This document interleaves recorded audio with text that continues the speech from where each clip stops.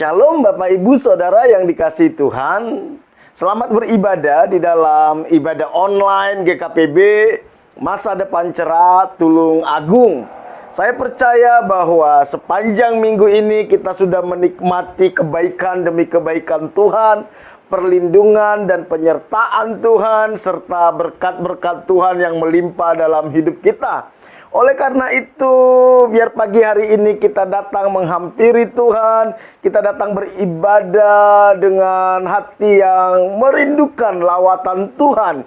Kita bawa hidup kita sebagai korban persembahan yang hidup kudus dan berkenan kepada Tuhan. Kita arahkan hati dan pikiran kita tertuju hanya menyembah Tuhan. Mari sebelum kita memulai ibadah ini, kita siapkan hati kita teduhkan hati kita memulainya di dalam doa. Mari kita berdoa. Bapa kami yang di sorga, yang kami sembah di dalam nama Tuhan Yesus Kristus, Tuhan pencipta langit dan bumi dan segala isinya, Tuhan yang berdaulat atas alam semesta, atas jagat raya, Tuhan yang berdaulat atas hidup kami. Engkau Tuhan yang mengasihi kami, yang telah menebus dan menyelamatkan kami lewat pengorbanan Tuhan Yesus Kristus di atas kayu salib. Engkau Tuhan yang terus membawa kami masuk ke dalam rencana kekal-Mu. Terpujilah nama-Mu Tuhan, dikuduskanlah nama-Mu, datanglah kerajaan-Mu, jadilah kehendak-Mu dalam hidup kami seperti di sorga. Pagi hari ini kami bawa hidup kami sebagai korban persembahan yang hidup kudus dan berkenan kepada Tuhan. Biar Engkau berkenan atas setiap pujian penyembahan kami. Engkau hadir di tengah-tengah umat-Mu, dimanapun umat-Mu yang mengikuti ibadah online ini. Kami percaya Roh-Mu ada bersama-sama dengan kami. Engkau yang melawat kami, Engkau yang memulihkan kami, Engkau yang menyembuhkan kami. Bahkan Engkau sudah sediakan berkat yang terbaik bagi kami. Biar Engkau berbicara di tengah-tengah umat-Mu. Terima kasih Bapa, kami bersyukur. Kami siapkan hati kami untuk menyembah Engkau. Dalam nama Tuhan Yesus kami berdoa kepada Bapa di sorga. Amin.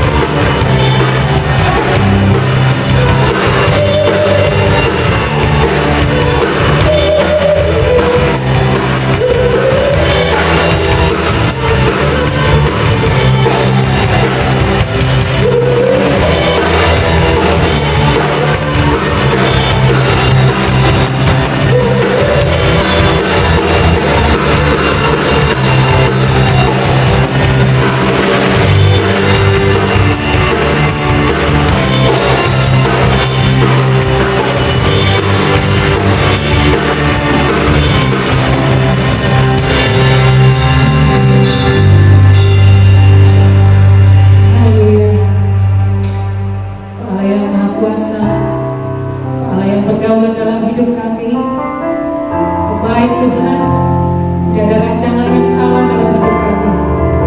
Terima kasih Tuhan Yesus. Hati kami terus untuk melekat kepada Engkau sampai ketika Tuhan datang. Tuhan menemukan kami terus tetap setia di dalam jalan-jalan dan rencana Tuhan. Terima kasih Tuhan. Haleluya Yesus.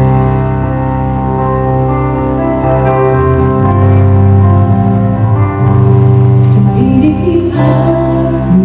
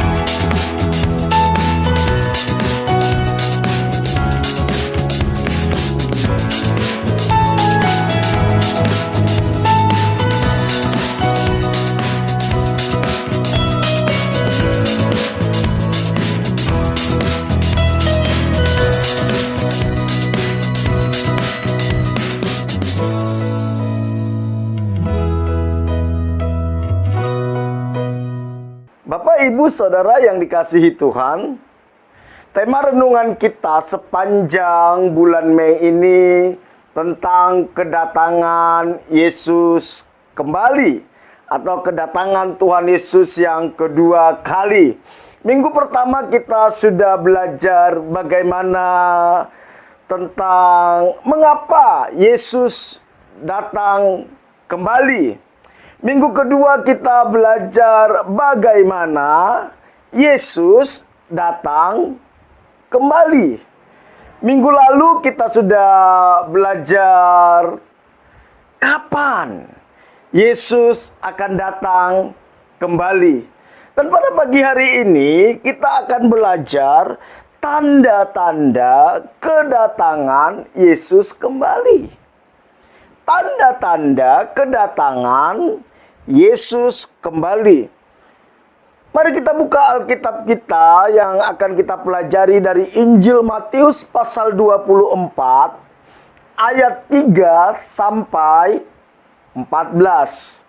Matius pasal 24 ayat 3 sampai 14. Saya akan bacakan bagi kita semua. Ketika Yesus duduk di atas bukit Zaitun, datanglah murid-muridnya kepadanya untuk bercakap-cakap sendirian dengan dia. Kata mereka, "Katakanlah kepada kami bila manakah itu akan terjadi, dan apakah tanda kedatanganmu dan tanda kesudahan dunia?" Jawab Yesus kepada mereka, "Waspadalah supaya jangan ada orang yang menyesatkan kamu. Sebab banyak orang akan datang dengan memakai namaku dan berkata, 'Akulah Mesias.' Dan mereka akan menyesatkan banyak orang. Kamu akan mendengar deru perang atau kabar-kabar tentang perang. Namun berawas-awaslah jangan kamu gelisah, sebab semuanya itu harus terjadi, tetapi itu belum kesudahannya. Sebab bangsa akan bangkit melawan bangsa, dan kerajaan melawan kerajaan. Akan ada kelaparan dan gempa bumi di berbagai tempat. Akan tetapi semuanya itu barulah permulaan penderitaan menjelang zaman baru. Pada waktu itu kamu akan diserahkan supaya disiksa, dan kamu akan dibunuh, dan akan dibenci semua bangsa oleh karena namaku. Dan banyak orang akan murtad, dan mereka akan saling menyerahkan dan saling membenci. Banyak nabi palsu akan muncul dan menyesatkan banyak orang. Dan karena makin bertambahnya kedurhakaan, maka kasih kebanyakan orang akan menjadi dingin." Ayat 13. "Tetapi orang yang bertahan sampai pada kesudahannya akan selamat. Dan Injil kerajaan ini akan diberitakan di seluruh dunia, menjadi kesaksian bagi semua bangsa. Sesudah itu barulah tiba kesudahannya." Bapak, Ibu, Saudara yang dikasihi Tuhan, setiap terjadi peristiwa krisis, apalagi itu krisis global seperti yang sedang kita alami hari-hari ini, krisis yang diakibatkan oleh pandemi COVID-19, tidak jarang kondisi ini diyakini oleh kebanyakan orang bahwa ini merupakan tanda bahwa Tuhan Yesus akan datang kedua kali. Tanda menjelang akhir zaman atau kedatangan Tuhan Yesus kedua kali sudah dekat. Sejak 2000 tahun yang lalu, Tuhan Yesus sudah memberitahu kepada murid-murid bahwa dunia ini akan berakhir. Dan Tuhan akan menjemput kita dan membawa kita ke suatu tempat, yaitu langit baru dan bumi yang baru, atau yang sering kita sebut dengan sorga. Jadi dunia ini bukanlah tempat kita selamanya. Dunia ini hanyalah tempat kita persiapan menuju langit baru dan bumi baru. Alkitab katakan bahwa hidup kita di dunia ini cuma 70 sampai 80 tahun. Kalaupun kita lebih dari 70-80 tahun, maka penderitaan yang kita alami. Oleh karena itu, mari kita memperlakukan hidup kita di dunia ini dengan cara yang benar.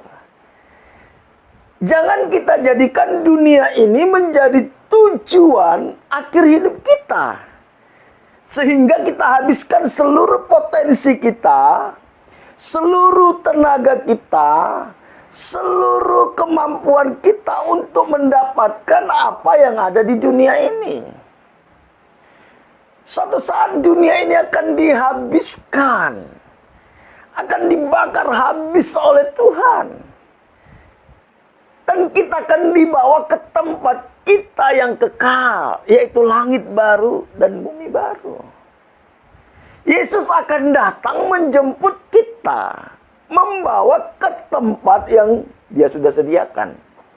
Pertanyaannya, sejauh mana kita sudah mempersiapkan diri masuk ke langit baru dan bumi baru tersebut? Bapak, Ibu, Saudara yang dikasihi Tuhan, berbicara tentang akhir zaman, Tuhan Yesus mengatakan bahwa waktu kedatangannya kedua kali tidak ada yang tahu. Tidak ada yang tahu. Jadi kalau ada orang yang berusaha untuk memberitahu waktu tentang kedatangan Tuhan, baik itu tanggalnya, bulan dan tahunnya, percayalah bahwa itu bukan berasal daripada Tuhan. Namun, sekalipun kita tidak tahu waktu kedatangan Tuhan, 2000 tahun yang lalu Tuhan Yesus dengan jelas memberitahu tanda-tanda menjelang kedatangannya. Atau tanda-tanda dari akhir zaman. Kenapa Tuhan tidak beritahu waktunya? Dan Tuhan hanya beritahu tanda-tandanya. Karena Tuhan ingin kita selalu siap sedia menyambut kedatangan Tuhan. Dengan menjaga hati nurani yang murni di dalam mengikut Tuhan. Dan motivasi yang benar di dalam mengikut Tuhan. Tuhan mau kita siap sedia. Dan kita menjaga motivasi yang paling murni. Hati yang sungguh-sungguh mengasihi Tuhan. Hati yang sungguh-sungguh percaya kepada Tuhan. Satu saat Tuhan Yesus bilang ketika anak manusia datang, apakah dia menemukan iman di muka bumi? Tuhan mau kita memiliki iman yang benar. Motivasi yang benar dalam mengikut Tuhan. Bapak, Ibu, Saudara yang dikasihi Tuhan. Dari apa yang sudah kita baca di dalam Matius 24 tadi, yang kita mulai dari ayat 3, saat itu Tuhan Yesus sedang duduk di Bukit Zaitun, yang letaknya ada di seberang dari kota Yerusalem. Tuhan Yesus beserta murid-muridnya duduk di Bukit Zaitun yang ada di seberang kota Yerusalem. Saat itu murid-muridnya memperbincangkan dan memberikan pertanyaan kepada Tuhan Yesus. Ada 3 pertanyaan yang mereka ajukan kepada Tuhan Yesus. Ketika Tuhan Yesus berbicara tentang akhir zaman, Ketika Tuhan Yesus berbicara tentang kedatangannya kedua kali, ada 3 pertanyaan yang diajukan oleh murid-murid. Yang pertama adalah, bila manakah keruntuhan bait suci yang ada di kota Yerusalem akan terjadi? Karena Tuhan katakan bahwa bait suci itu akan diruntuhkan. Yang kedua, pertanyaannya adalah, apa tanda dari kedatangan Yesus kedua kali? Apa tanda-tandanya? Yang ketiga, apa tanda dari kesudahan dunia ini? Karena memang dunia ini akan mengalami kesudahannya. Apa tanda-tandanya? Dari percakapan Tuhan Yesus dengan murid-muridnya, Tuhan Yesus memberikan ada 4 bagian besar tanda dari kedatangan Tuhan kedua kali. Tanda-tanda bahwa kedatangan Tuhan itu sudah sangat dekat. Nanti coba kita lihat, apakah tanda-tanda itu semua sudah terjadi di zaman kita ini? Dan bagaimana kita menyikapi semuanya itu? Apa yang harus kita persiapkan menjelang kedatangan Tuhan? Bapak, Ibu, Saudaraku yang dikasihi Tuhan, dari apa yang sudah kita baca dalam Matius 24 tadi, ada 4 yang Tuhan sampaikan, tanda dari kedatangannya. Yang pertama adalah bencana di dunia. Bencana di dunia. Di dalam Matius 24 ayat 5 sampai 7 yang sudah kita baca, dikatakan seperti ini. Sebab banyak orang akan datang dengan memakai namaku dan berkata, "Akulah Mesias." Dan mereka akan menyesatkan banyak orang.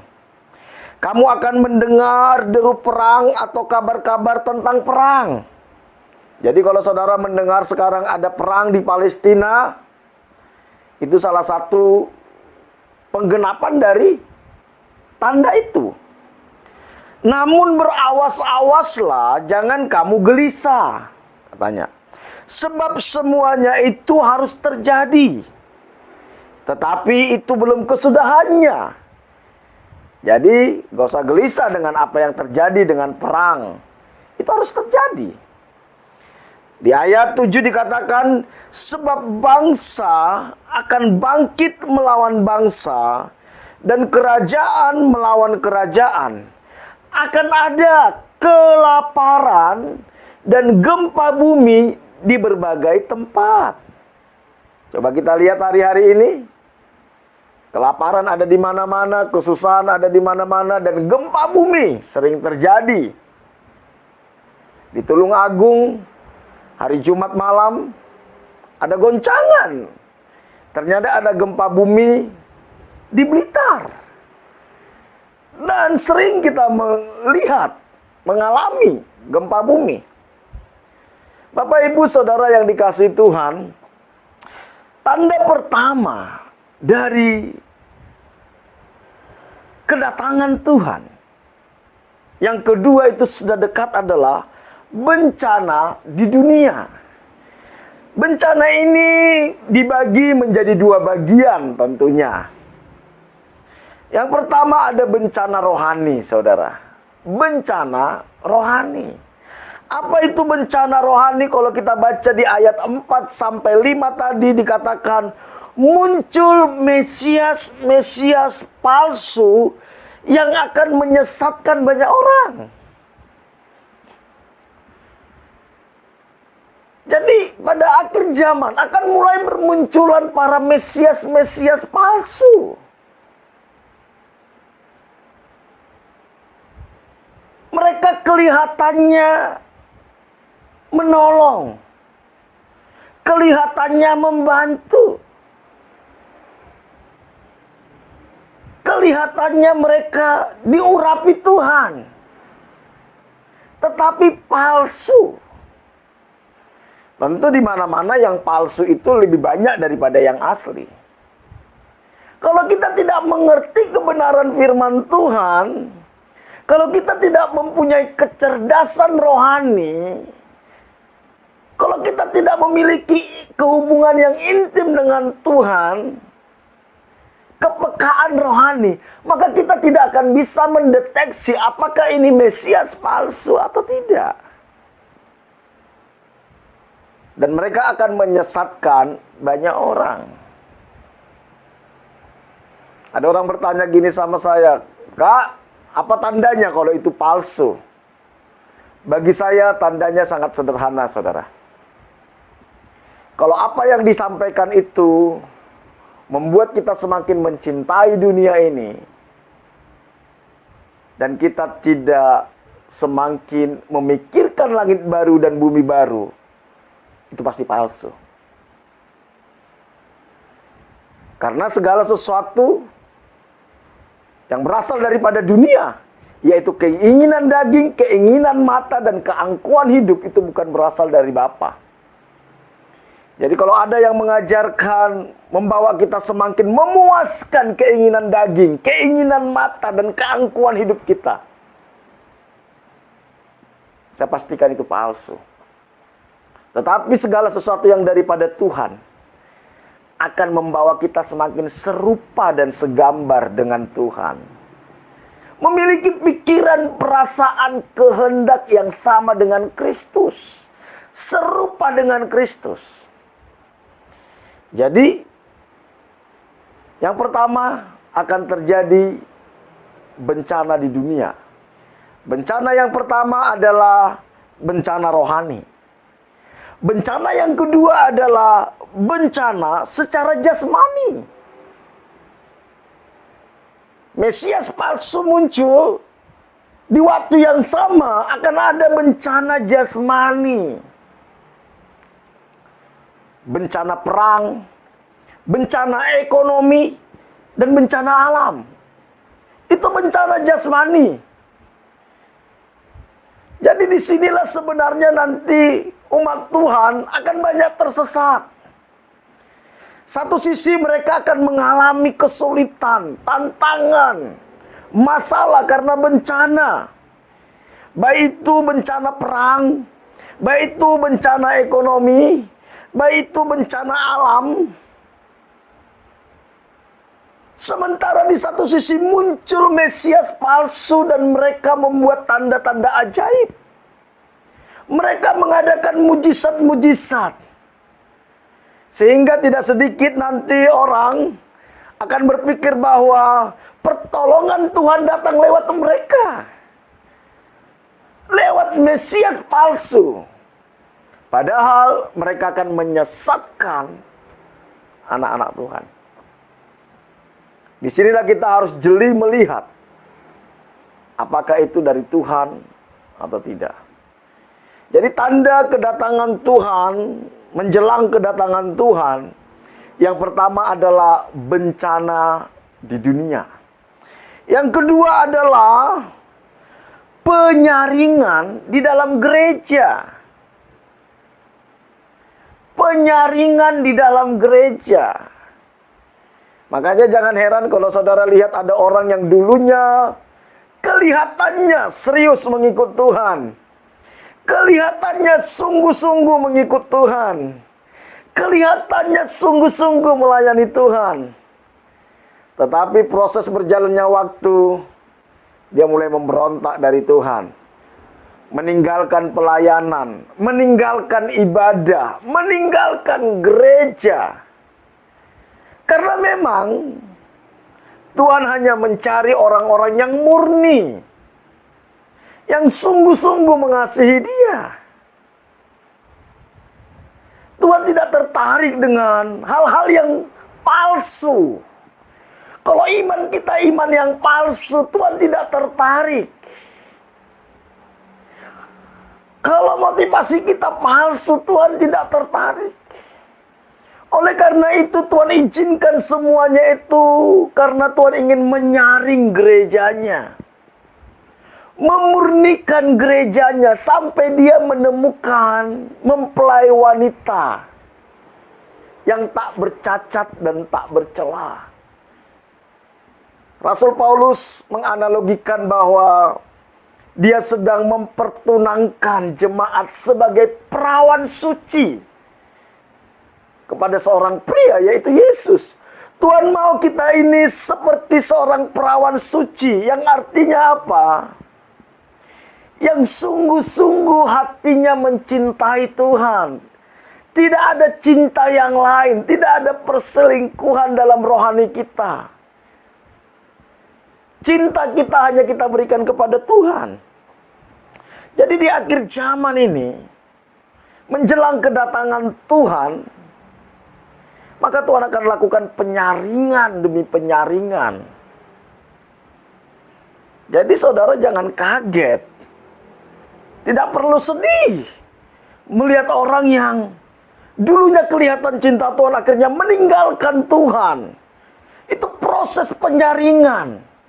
Tuhan akan buat pemisahan antara kambing dan domba, antara gandum dan ilalang. Saya percaya hanya orang-orang yang murni mengikut Tuhan yang akan bertahan. Matius 24 ayat 9 sampai 11 dikatakan, pada waktu itu kamu akan diserahkan supaya disiksa. Lihat, orang-orang yang sungguh-sungguh ikut Tuhan, tidak tertutup kemungkinan kita akan diserahkan untuk disiksa. Dan kamu akan dibunuh. Dan akan dibenci semua bangsa oleh karena namaku. Kalau saudara dan saya dibenci oleh lingkungan, dibenci oleh keluarga karena kita sungguh-sungguh ikut Tuhan, berbahagialah. Karena saudara sedang menggenapi firman Tuhan. Di ayat 10 dikatakan, dan banyak orang akan murtad. Dan mereka akan saling menyerahkan dan saling membenci.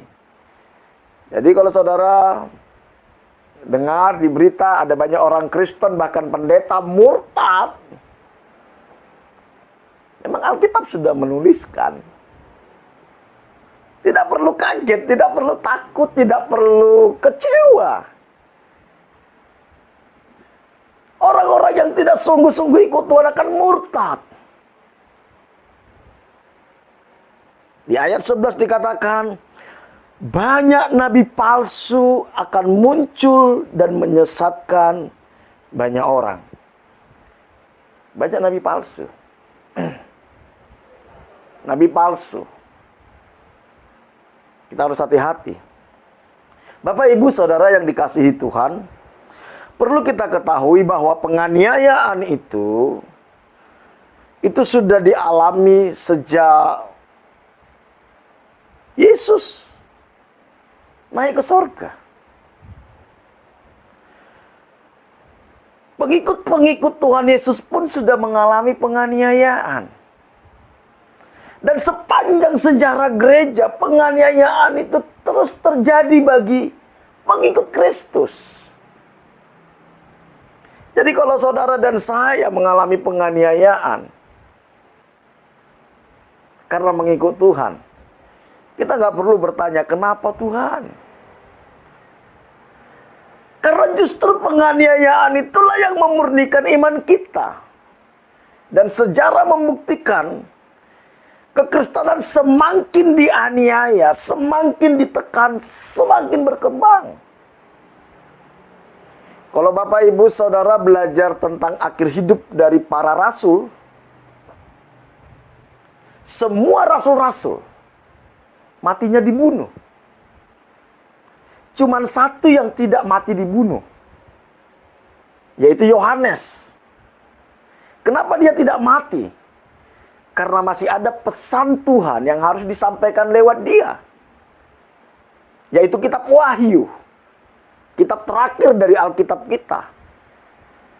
Tapi apakah dia tidak mengalami penderitaan? Dia menderita, dia digoreng hidup-hidup. Ketika dia digoreng hidup-hidup, dia tidak mati, lalu karena dia tidak mati, dia dibuang ke sebuah tempat tambang yang namanya Pulau Patmos. Di Pulau Patmos lah dia dibuang, dan di sanalah dia mendapat kitab Wahyu dan menulis kitab Wahyu yang ada di Alkitab kita. Memang dia sampai tua. Dia masih sempat memimpin gereja. Cuman Yohanes lah yang matinya tidak dibunuh. Tapi bukan berarti dia tidak mengalami penderitaan. Jadi penganiayaan terhadap anak Tuhan itu sudah berlangsung sejak Tuhan Yesus naik ke surga.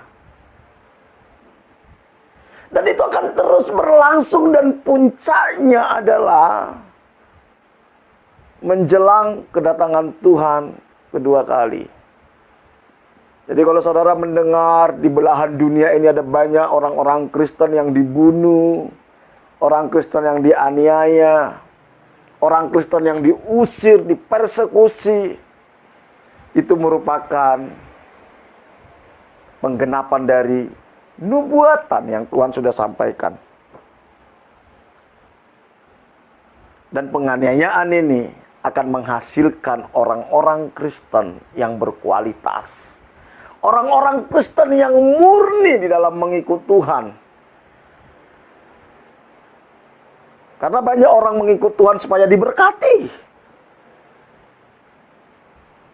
Dan kalau saudara mengikut Tuhan karena supaya diberkati, supaya ditolong, kalau itu menjadi satu-satunya tujuan saudara, saudara sedang membangun kekristenan yang palsu. Dan orang-orang seperti ini, ketika mengalami aniaya, mereka akan menyangkal Yesus. Bapak, Ibu, Saudara yang kasih Tuhan. Yang pertama tadi, tanda dari kedatangan Yesus adalah bencana di dunia. Yang kedua adalah penyaringan dalam gereja. Saya berdoa supaya jemaat ini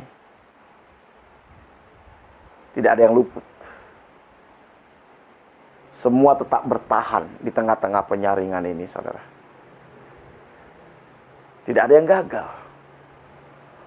Yang ketiga, dikatakan kedatangan si pembinasa keji. Kedatangan si pembinasa keji. Saudara nanti bisa baca di dalam Matius 24 ayat 15 sampai 28. Kelanjutan dari perikop tadi.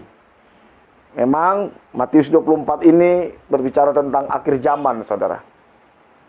Dalam perikop itu dijelaskan bahwa pembinasa keji akan berdiri di tempat kudus. Mereka bukan di jalanan, di tempat kudus, di bait Allah. Dan akan terjadi siksaan yang berat bagi anak-anak Tuhan. Bapak, Ibu, Saudara yang dikasih Tuhan, memang perikop ini yang ada di Matius 24 ayat 15 sampai 28 ini merupakan nubuatan Tuhan Yesus tentang runtuhnya kota Yerusalem. Tuhan Yesus sudah menubuatkan bahwa Yerusalem akan diruntuhkan. Dan bait suci itu akan diruntuhkan. Dan benar, nubuatan itu sudah digenapi tahun 70 sesudah Masehi. Saat itu di mana kota Yerusalem diruntuhkan oleh tentara Romawi di bawah pimpinan Jenderal Titus. Tentara Romawi menyerbu kota Yerusalem dan meruntuhkannya, yang dipimpin oleh Jenderal Titus. Namun bait Allah dibangun kembali, saudara, di Yerusalem. Saya tidak perlu sebut namanya. Dan Alkitab katakan, setelah bait Allah itu dibangun, akan dinajiskan oleh antikris. dinajiskan oleh antikris. Makanya jangan heran kalau saudara lihat apa yang terjadi sekarang di Yerusalem,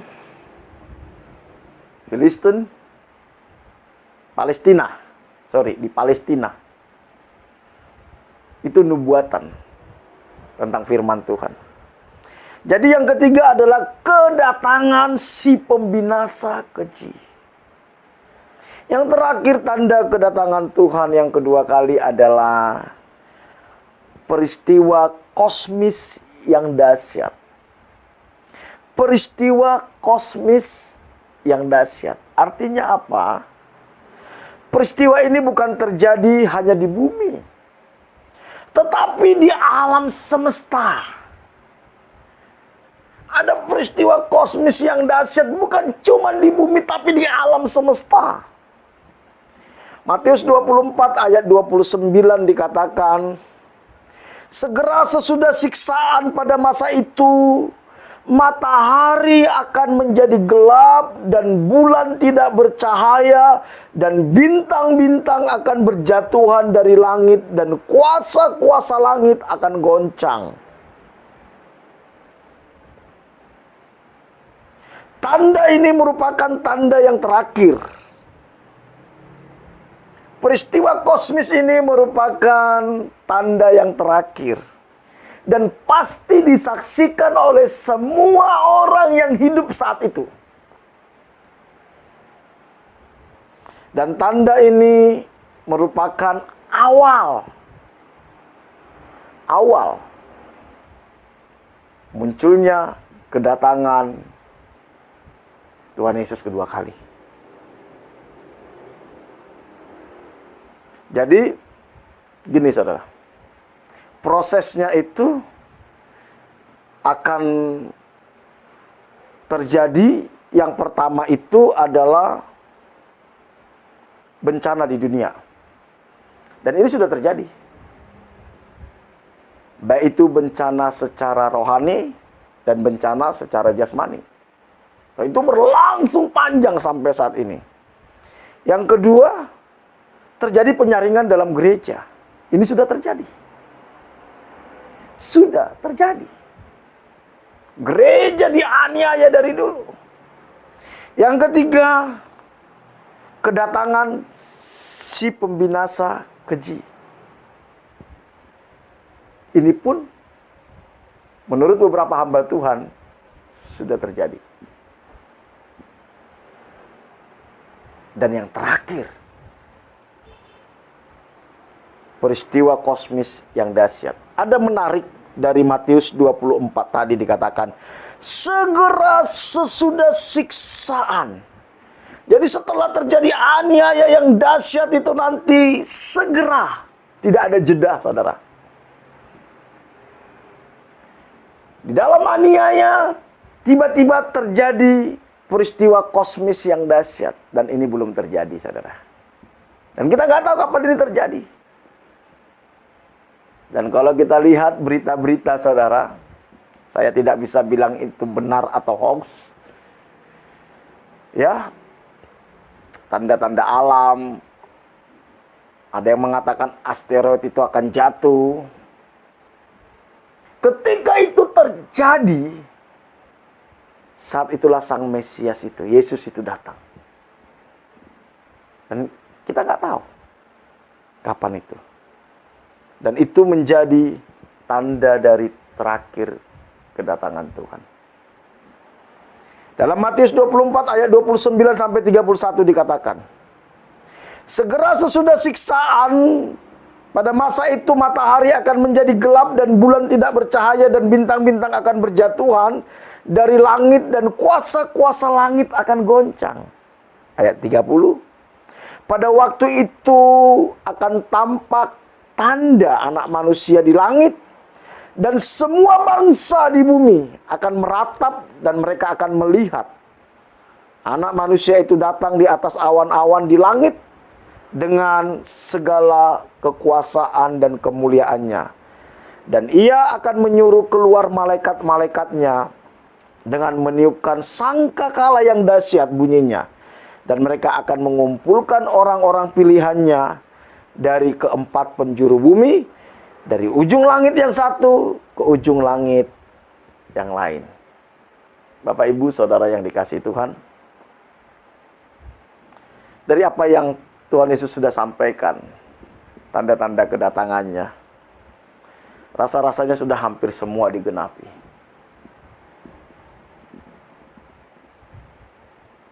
Bagaimana dengan kita? Masihkah kita berambisi membangun kerajaan kita di dunia ini? Bukan berarti kita tidak bekerja, kita harus bekerja dengan sungguh-sungguh. Tetapi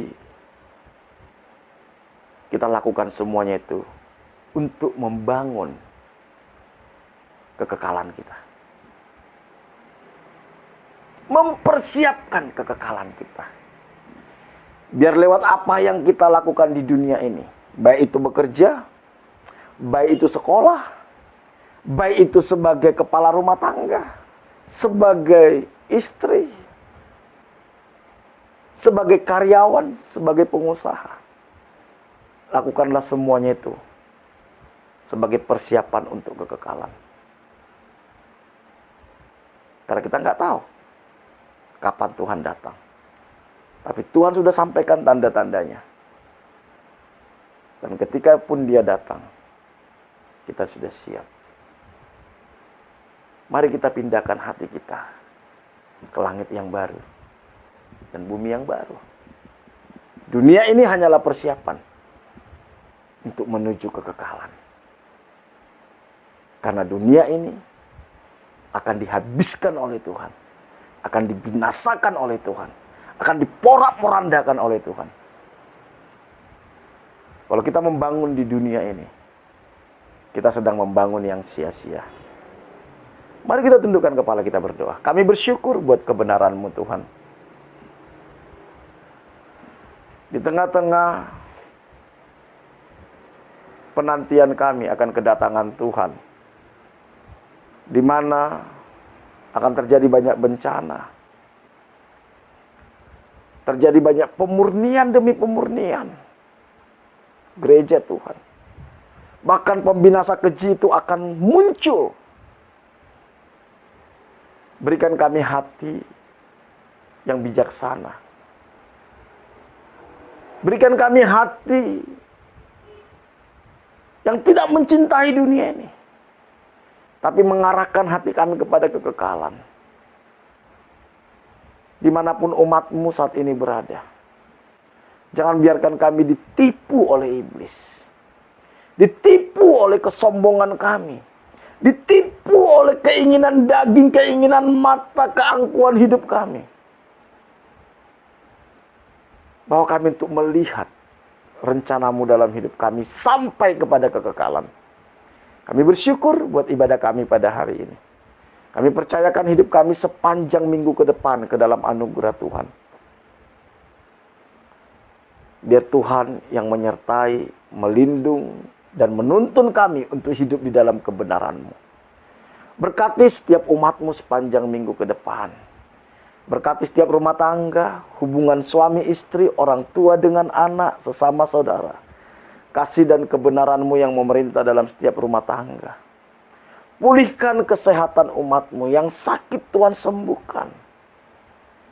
Berkati usaha pekerjaan umat-Mu. Apapun yang mereka kerjakan sepanjang minggu ke depan, biar mereka lakukan di dalam Tuhan, dan Tuhan buat berhasil, Tuhan buat terobosan, Tuhan buat mujizat, Tuhan buka jalan atas masalahnya. Cukupi segala kebutuhan umat-Mu. Jauhkan umat-Mu dari segala mara bahaya, kecelakaan, virus-virus, sakit, penyakit. Pakai kami untuk menjadi berkat bagi orang-orang di sekitar kami, dan biar lewat hidup kami, nama Tuhan dipermuliakan. Kami bersyukur, sungguh kami percayakan hidup kami sepanjang minggu ke depan ke dalam anugerah Tuhan. Mari jemaat yang dikasihi Tuhan, kita angkat tangan kita. Jemaat yang dikasihi Tuhan, Tuhan mengarahkan wajahnya kepadamu. Dia tidak pernah meninggalkan kita. Karena itu terimalah berkat daripada Allah Bapa, Diberkatilah engkau pada waktu masuk, diberkatilah engkau pada waktu keluar, diberkatilah buah kandunganmu, diberkatilah adonanmu, diberkatilah bakulmu, diberkatilah hasil tanganmu, apapun yang kau kerjakan dengan tanganmu, Tuhan akan buat berhasil. Diberkati engkau di kota, di desa, di gunung, kemanapun engkau pergi, tanda-tanda ajaib menyertai engkau. Engkau akan naik dan tidak akan menjadi turun, engkau akan menjadi kepala dan bukan menjadi ekor, anak cucumu akan perkasa di bumi, engkau akan disebut sebagai orang yang beruntung dan berbahagia, dan lewat hidupmu akan banyak orang menerima berkat yang berasal daripada Tuhan jika engkau hari ini sungguh-sungguh mendengarkan suara Tuhan Allahmu yang kusampaikan kepadamu dan engkau setia melakukannya. Maka berkat-berkat ini akan menjadi milikmu seumur hidupmu. Karena itu, terimalah berkat daripada Allah Bapa, kasih karunia dari Tuhan kita Yesus Kristus, penghiburan dan kekuatan dari Roh Kudus, mulai hari ini sampai Tuhan Yesus datang kedua kali. Dalam nama Tuhan Yesus, setiap kita yang diberkati sama-sama katakan, amin. Bapak, Ibu, Saudara yang dikasihi Tuhan, ibadah online kita selesai. Sampai bertemu di dalam ibadah online minggu depan. Bagi Bapak, Ibu, Saudara yang sehat, Saudara bisa mengikuti ibadah onsite di Barata Entertainment Tulung Agung. Hari Minggu jam 10 pagi. Barata Entertainment Tulung Agung. Hari Minggu jam 10 pagi. Bagi Bapak Ibu Saudara yang digerakkan oleh Tuhan untuk memberikan persembahan, baik itu persembahan persepuluhan, persembahan syukur, persembahan misi, maupun persembahan pembangunan, saudara bisa langsung menghubungi bendahara gereja kita. Tuhan Yesus memberkati kita semua.